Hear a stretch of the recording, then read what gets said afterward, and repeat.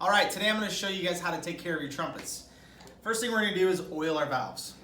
What you need to remember is anytime you're taking a valve out, you're only unscrewing the valve cap right here.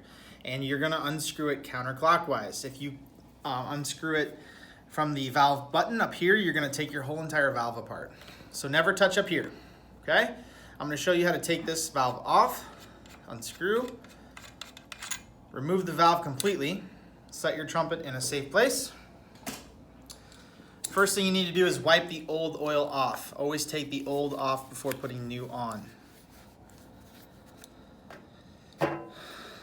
This is, in my opinion, the best stuff, blue juice, and it doesn't take that much. You're only going to oil this portion of the valve right here, not here or anywhere else. Just a couple drops, making sure not to place any inside of those holes. That would be unnecessary.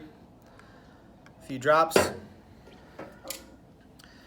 And then I'm going to place the valve back in the valve casing.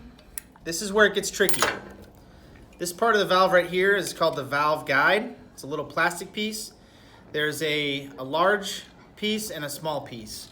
And you need to make sure that you line that up with the groove inside of the valve. Most trumpets you can drop the valve in and turn it until it clicks into place. Again, you're turning the valve clockwise this time. And it clicked into place. And then you want to take the valve cap and screw that back down all the way. Check to make sure that your valve is moving properly and that it won't move side to side.